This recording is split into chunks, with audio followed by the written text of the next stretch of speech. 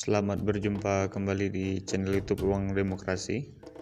Kali ini kita akan membahas mengenai 13 karya terbaik dan terpenting di dalam karir filosof Friedrich Wilhelm Nietzsche. Friedrich Wilhelm Nietzsche adalah salah satu tokoh filsafat yang terkemuka yang meninggalkan jejak abadi pada intelektualitas akhir abad ke-19 dan awal abad ke-20. Ia dikenal dengan penampilannya yang tidak lazim dan gagasannya yang provokatif. Karya-karya Nietzsche terus mengimikat para pembaca, cendekiawan, dan pemikir.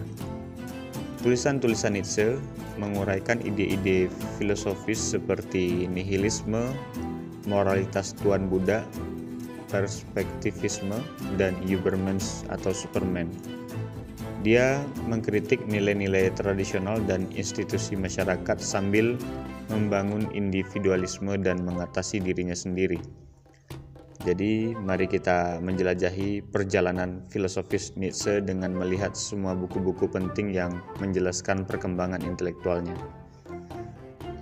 Salah satu buku pertama dan terpenting Nietzsche yaitu Human, All Too Human. Buku ini merupakan kumpulan kata-kata mutiara dan refleksi yang diterbitkan dalam 3 bagian antara tahun 1878 dan 1880.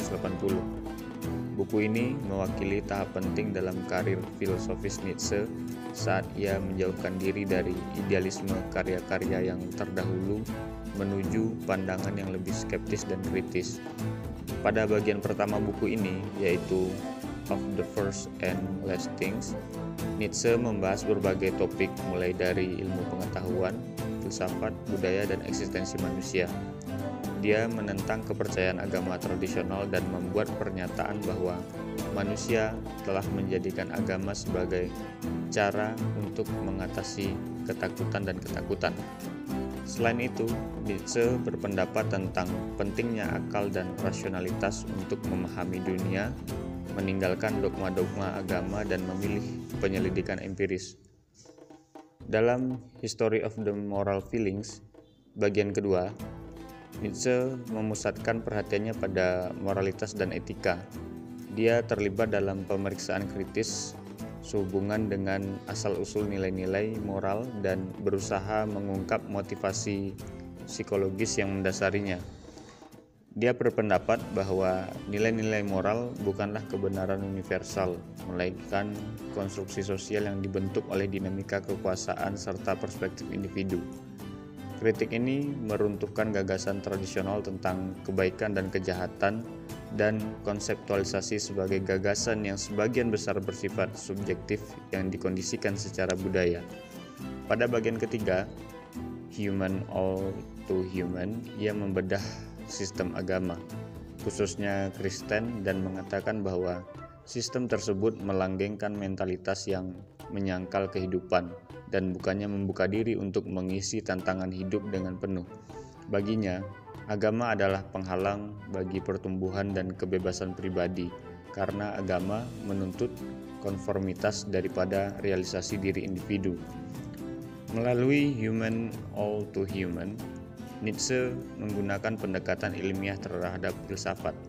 Karya ini membangun konteks untuk banyak tema yang akan terus meliputi tulisan-tulisan Nietzsche selanjutnya, seperti nihilisme, perspektivisme atau teori bahwa pengetahuan selalu terkait dengan sudut pandang seseorang, dan pentingnya merangkul kontradiksi dalam hidup.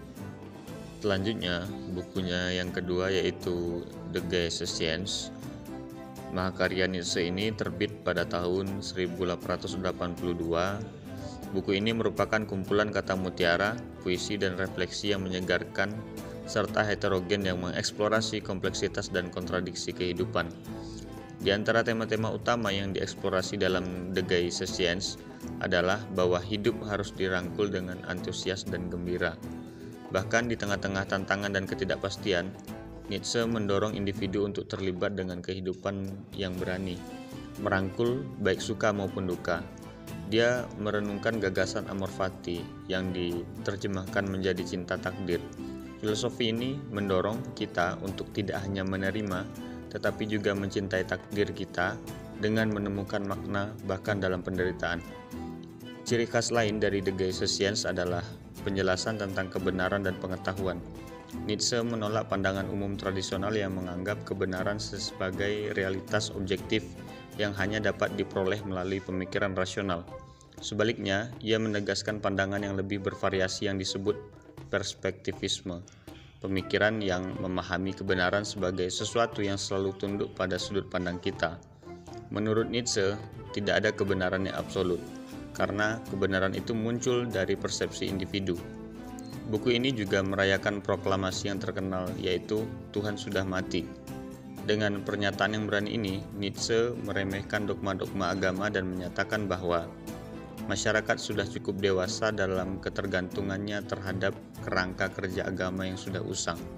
Namun, alih-alih nihilisme atau keputusasaan tanpa kepercayaan tradisional, Nietzsche justru mendorong manusia untuk menjadi pencipta nilai-nilai mereka sendiri. Dia mendorong orang untuk membuat jalan mereka sendiri dan menemukan makna tanpa bergantung pada sumber-sumber eksternal seperti agama atau norma-norma masyarakat. Struktur yang tidak konvensional dan gaya yang energik dan tajam membuat buku The Geistescience menjadi bacaan yang sangat memikat. Bahkan Nietzsche memadukan wawasan yang mendalam dengan kecerdasan dan provokasi, memastikan pembaca tertantang di setiap kesempatan.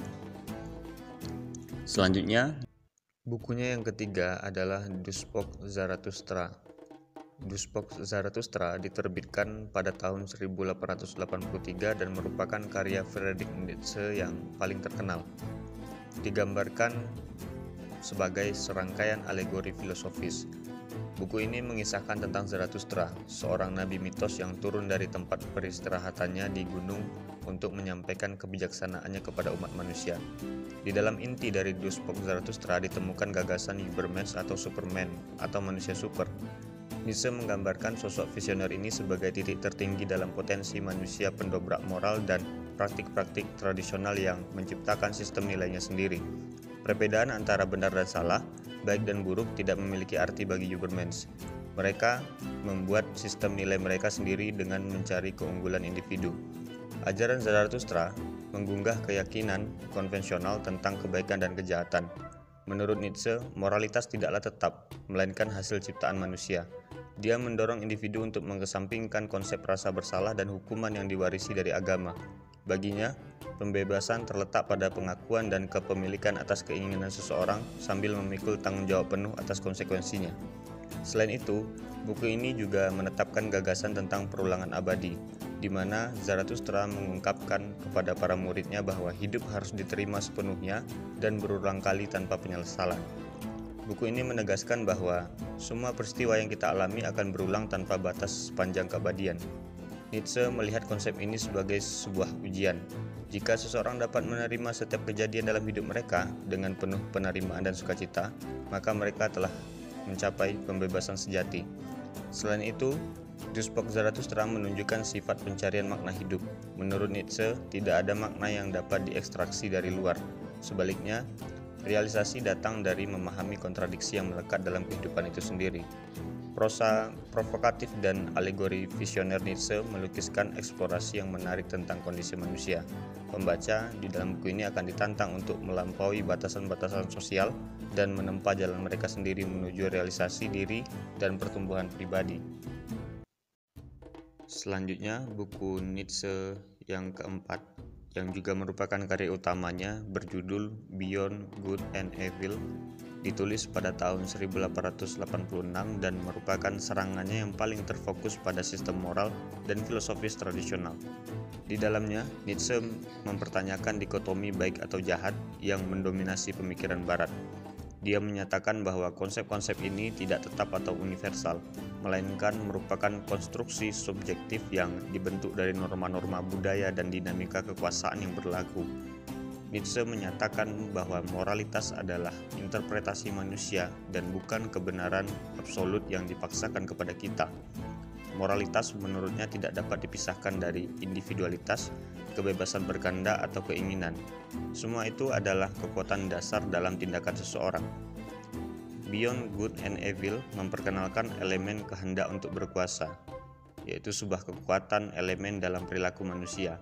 Menurut Nietzsche, semua makhluk hidup memiliki dorongan batin untuk menegaskan diri dan mendominasi lingkungannya.